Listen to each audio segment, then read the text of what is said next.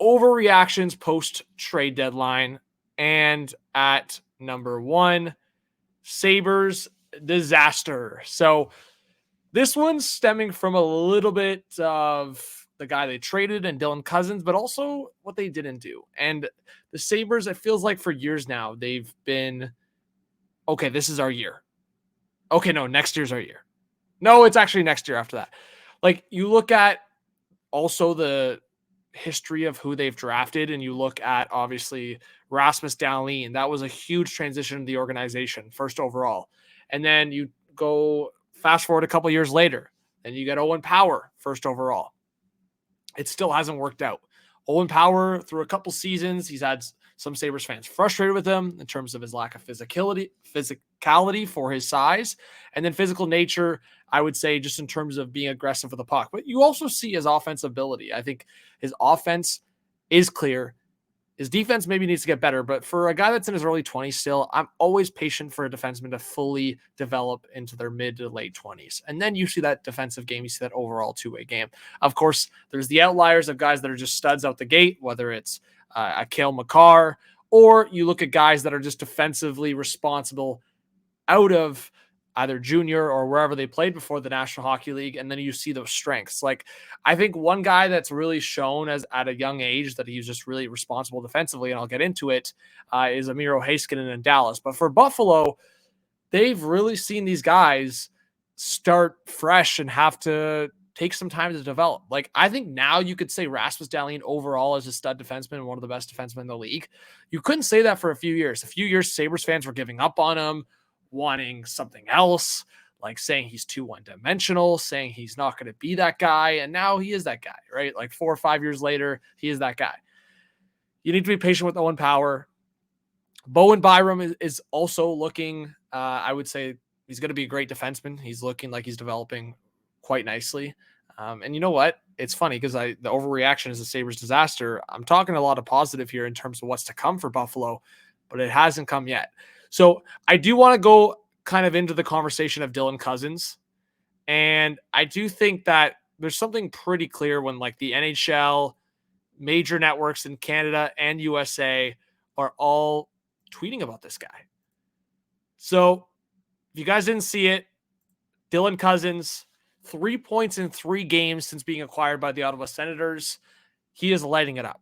Couple goals to show for.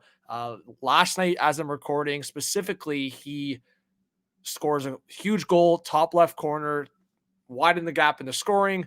And then a couple nights prior to that, he scores the game winner. So he's already being a big impact player. I think for a guy that's young still, 6'3", right shot center, the Buffalo Sabres made a massive mistake here. I'm just going to say it outright.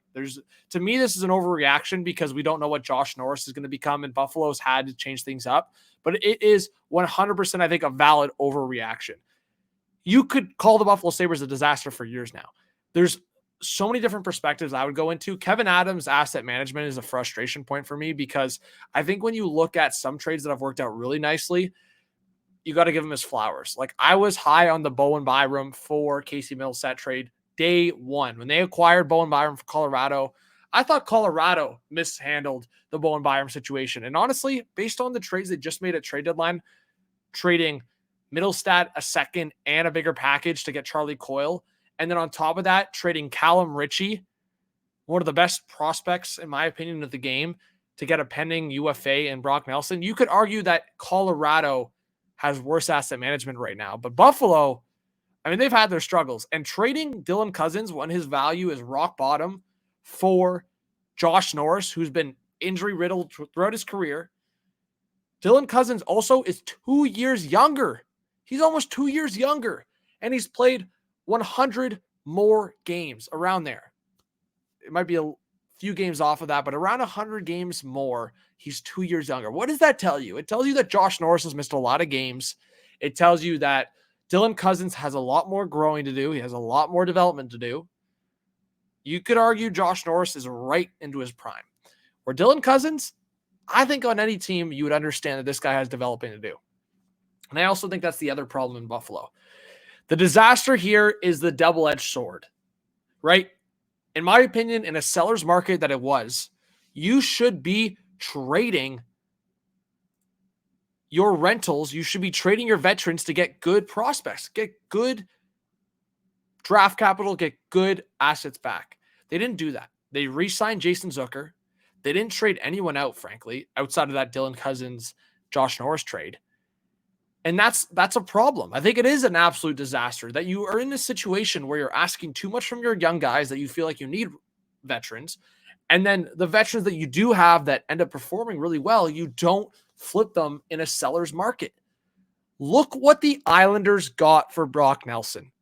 I'm going to keep just screaming that out into so people can understand the power of a seller's market and what it could do for a franchise, turning around a franchise. The fact that the New York Islanders got a first-round pick in Callum Ritchie for a pending UFA, a mid-30 player in Brock Nelson, is crazy. Brock Nelson is center, Jason Zucker a winger, I get all that. But it's clearly ridiculous where you are a team near the basement and you cannot read into that market and go, you know what? Yes, Jason Zucker wants to be here. I'm using Zucker as an example. There's other guys on Buffalo that could have been flipped. But I understand Zucker wants to be there. He's had a great year with Buffalo. He's had some good chemistry. It really doesn't matter. You're bottom of the basement. You are bottom of the league.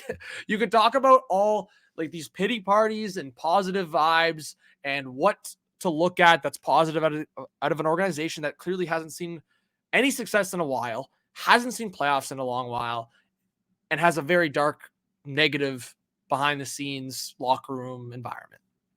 And again, if you want to say it's positive with some guys, sure. But Dylan Cozens' value and confidence has gone so far down that anything we see from Ottawa going forward, the bar's pretty low. It's going to keep going up. And he's already had 3 points in 3 games, as I showed.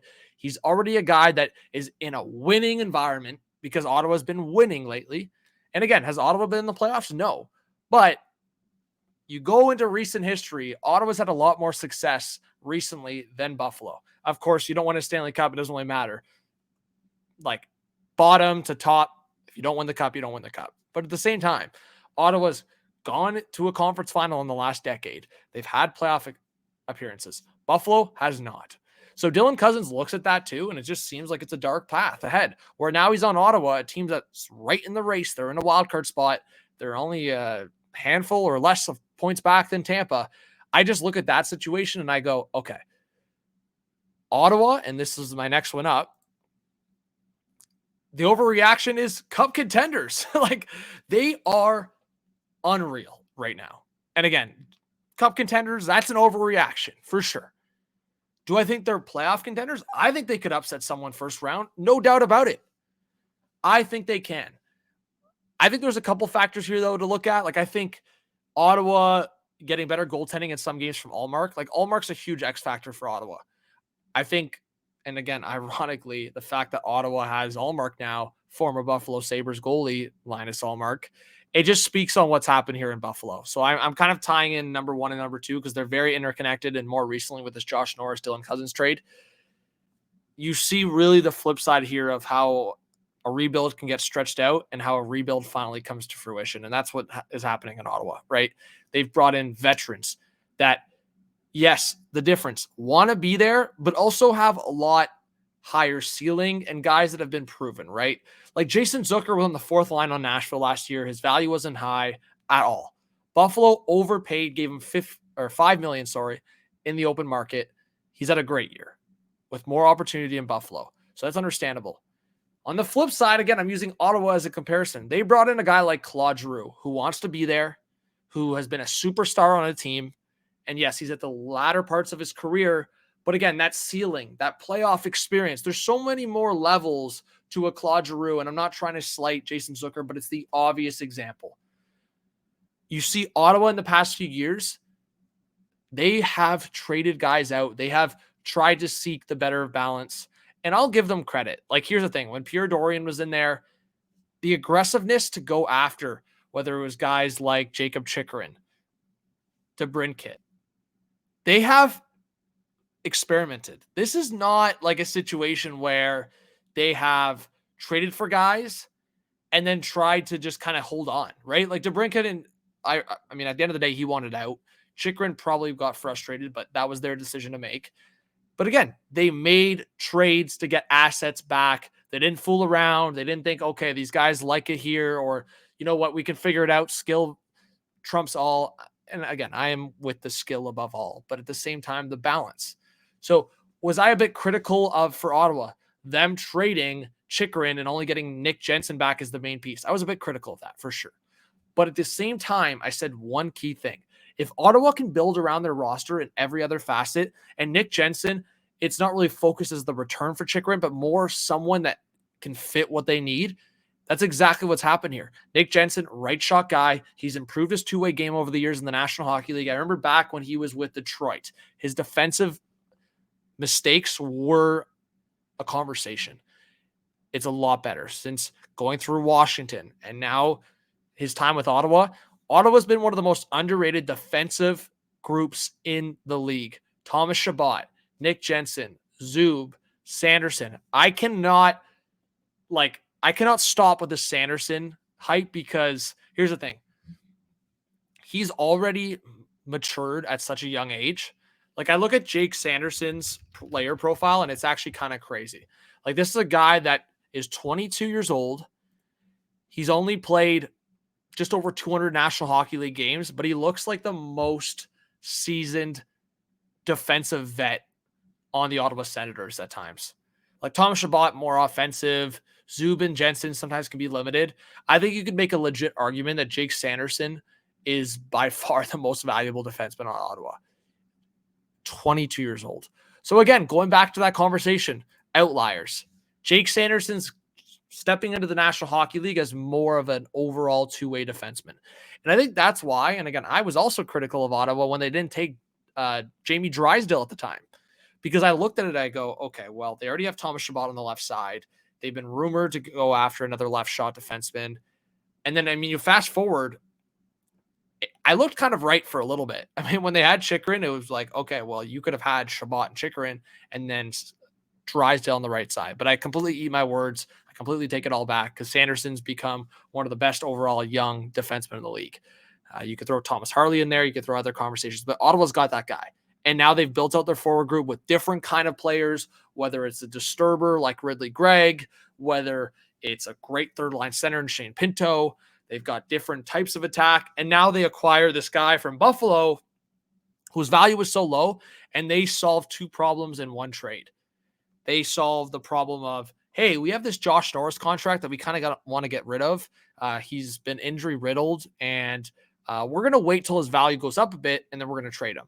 So what did Ottawa do? Okay, well, they're licking their chops because the Buffalo Sabres are desperate for a change. And the Buffalo Sabres have waited until Dylan Cozens' value has just dropped right to the bottom. Well, what has Ottawa done? They've waited till Josh Norris' value go up. Buffalo's value and Dylan Cozens' value goes down.